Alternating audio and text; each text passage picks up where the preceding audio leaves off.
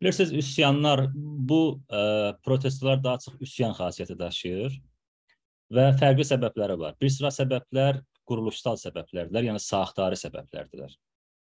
Tutaq İrandakı vəziyyətlə bağlı, həm iqtisadi vəziyyətlə bağlı, həm cəmiyyətdə olan fərqli çatılar var. Cəmiyyətdə olan fərqli çatılar biri gender və ya cinsiyyət çatıdır. Yəni toplumun yarısına qarşı olan ayrı seçkilik və ədalətsizlik haqqında çox geniş danışmaq olar. Yəni, nə kimi hüquqi və eyni halda kültürdə, mədəniyyətdə nə qədər əziyyət çəkirlər insan, qadınlar və onlara qarşı olan ayrı seçkiliklər haqqında çox danışmaq olar. Ciddi bir çatdır toplumda. Yəni, onlar sadəcə qadın olduqları üçün imtiyazlardan məhrumdular və insanlar sadəcə kişi olduqları üçün o cəmiyyətdə bir sıra imtiyazlara sahibdirlər. Bu cəmiyyətdə ciddi çat yaradır. Eyni halda başqa quruluşsal və ya saaxtarı səbəblərdən biri də nəsil çatıdır. Yəni, fərqli nəsillər var toplumda və bu nəsillərin özlərinə məxsus istəkləri var. Bir sıraları üçün keçmişdə daha çox kollektiv kimlik və ya cəmi hüviyyət daha çox önəm daşıdığı halda indi yeni nəsil, Z nəsli adlandıra bilərik və ya İranda 80-lərin nəsli deyilir. Daha çox özəl həyatını yaşamaq istəyən, əylənməklə daha çox məşğul olmaq istəyən, eyni halda da internetlə böyüyən bir nəsildir. Və özəlliklə pandemiya dönəmində daha da bu yaygınlaşıb. Çünki insanlar daha çox telefonlarla, tutaq dərs oxumaq üçün və ya başqa məsələlər üçün daha çox internetlə məşğul oldular. Daha çox interneti öyrəndilər. Hətta hansı filtr olunmuş saytlardan necə istifadə etsinlər falan. Bunları bu mərhələdə öyrənməyə də çalışdılar. Bu nəslə də biz qarşı-qarşıyayıq və bu nəsl öz özəl həyatını, şəxsi həyatını, nəyi yeyib içəcəyindən tutmuş, nəyi geyəcəyinə qədər özü qərar vermək istəyir və qarşısında insanların hər bir özəl məsələsinə müdaxilə edən bir hakimiyyəti görür. Bu da başqa bir önəmli çatdır. Bunların yanı sıra təbii ki, etnik çat var. Yəni, necə insanlar bir qrup sadəcə kişi doğulduğu üçün imtiyazlara sahibdir. Bir qrupda bir etnikə mənsub olduğu üçün imtiyazlara sahibdir. Yəni, insan sadəcə fars doğulduğu üçün ana dilindən məhrum deyil, yaşadığı bölgə, iqtisadi ayrı seçkiliyə, başqa bölgələrlə müqayisədə məhkum deyil. Yəni, bütün bunlar başqa bir faktorun da, başqa bir çatın da cəmiyyətdə olduğunu göstərir. Yəni, müqayisə etsək biz iqtisadi istatistiklərlə görürük bu məsələləri. Bu çatların hamısı olduğu bir cəmiyyət hər zaman etirazlara zəmin var, şərait var bu şəraitlərdə. Daha çox qığılcıma bağlıdır. Yəni, qığılcıma tutaq bir dəfə benzinin qiymətinin artması ilə bu çatlar aktivləşib etirazlara səbəb ola bilər. Bəzən hər hansı bir şok yaradıcı, gözlənilməyən bir hadisə buna səbəb ola bilər və Jina və ya Məhsə Əminin ölümü də əslində bir qığılcım kimi bu çatları aktivləşdirən və etirazları yaygınlaşdıran bir məsələdir. Ona görə etirazların səbəbi sadəcə gender məsələsi ilə deyil, sadəcə Məhsə Əmininin məsələsi ilə deyil, bütün bunların birlikdə olması ilə ancaq təhlil etmək olar və səbəblərində danışarkən də bu ani narazılıqdan deyil, yəni ani narazılıq bir an bir şəxsin tutaq öldürülməsi və ya birdən benzinin qiymətinin artması deyil, bütün narazılıqlar, yəni əsasən o quruluşsal, saaxtarı narazılıqlar bunun arxasında durduğu üçün bu etirazlar və üsyanlar bu şəkildə baş verdi.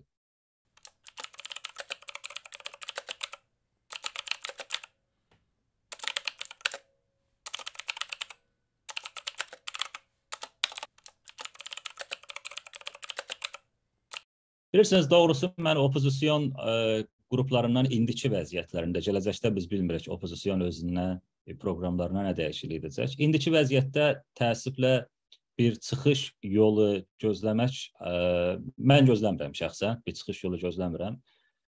Opozisyon hələ də inkarla məşğuldur, hələ də başqa qrupları bir araya gətirməkdən, başqa qruplarla bir araya gəlməkdən daha doğrusu çəkinən bir opozisiyondur.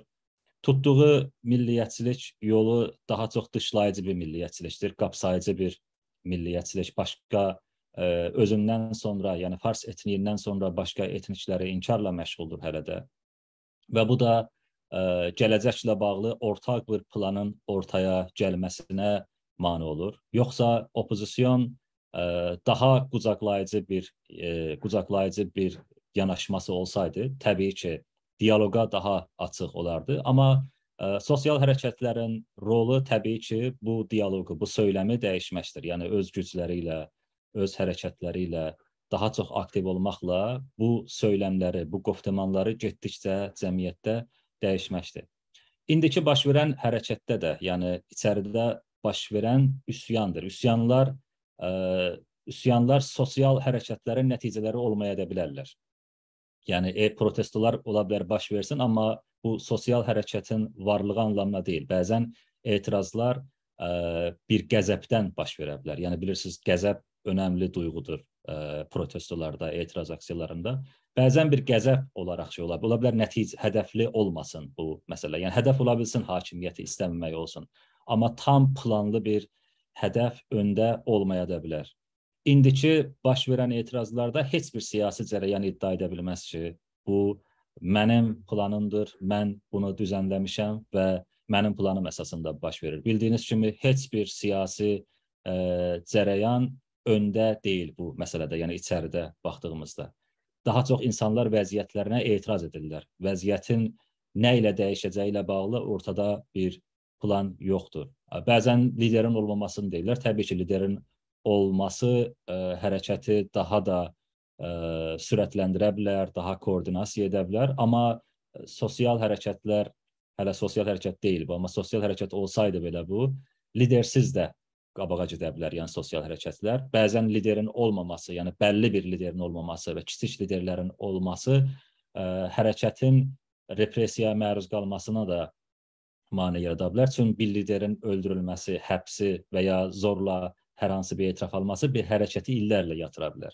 Yəni əslində bir mənfi puan kimi biz dəyərləndirə bilmərik ki, indiki içəridəki hərəkətin lideri yoxdur deyə uğursuzlanır. İndiki hərəkətin hədəfləri olduğu qədər bəlli olmadığı üçün, yəni daha çox planlı bir şəkildə getmədiyi üçün maneələrlə üzləşə bilər. Bunu liderlə bağlamaq doğru olmaz. Amma dediyim kimi, heç bir siyasi cərəyan da, yəni opozisyonda olan və ya istər içəridə reformistlər iddia edə bilməzlər ki, bu baş verənlərdə onların rolu hansısa başqa siyasi bir gücdən daha çoxdur. Çünki şüarlardan da biz bunu görürük, səsləndirən istəklərdən də, mütalibələrdən də bunu rahatcasına görmək olur.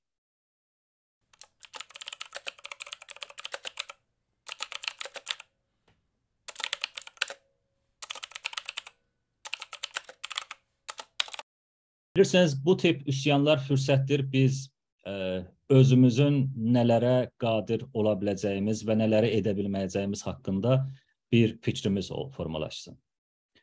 Misal üçün, öncə bunu deyim ki, son zamanlar daha çox səsləndirilir ki, bəs milli hərəkət harda, bu hərəkətdə və bu tip fikirlər məncə daha çox özümüzü vurmağa, tələsməyə gərək yoxdur.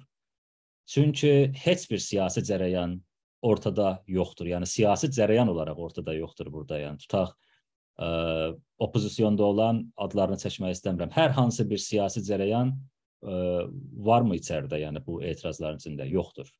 İçəridə olan reformistlər varmı? Yoxdur. Yəni şəxslər olaraq bəli, insanlar dəstək verə bilər, qruplar olaraq dəstək verə bilər, partiyalar olaraq dəstək verə bilər içəridəki üsyanın baş verməsinə. Amma heç bir partiyanın, heç bir hərəkatın istəyi olmasaydı belə, yenə də insanlar çıxacaqlar. İstər Azərbaycan şəhərləri olsun, istər başqa etniklərin yaşadıkları bölgələr olsun və ya mərkəzdə olan şəhərlər. Yəni, əslində insanların, yəni ani bir narazılıq olduğu üçün və insanların duyğusal reaksiyası olduğu üçün bu məsələyə bizim milli hərəkatın və ya başqa hansısa bir hərəkatın istəyindən asılı deyil bunların baş verməsi. Biz daha çox bu hərəkatlarda Azərbaycanlılar da öz şüarlarını səsləndirirdilər. Azadlıq, ədalət, milli hökumət. Biz bunların necə səsi ola bilərik? Yəni, Bizim medyamız varmı bunları yansıtmağa? Ya insanlar, başqa qruplar bizim bölgədə baş verənləri istədikləri kimi rəvayət edəcəklər. Tutaq, Təbriz Üniversitesində baş verən Şərif Üniversitesindən bir gün öncə baş verdi.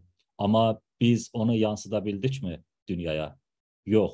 Çünki bizim media problemimiz var. Çünki biz ingiliscə ilə yazan bircə yəni Azərbaycan Milli Hərəkətinə mənsub fəallardan bircə ingiliscə məqalə nəşr olunmayıb. Yəni bunlar hamısı ciddi məsələlərdir ki, biz bunlar haqqında düşünməliyik. Biz daha çox hazırlıqlı olmalıyıq. Çünki medianı kontrol edən insanların beynini də kontrol edir və insanların beynini kontrol edən onların nə etdiyini də kontrol edəcək.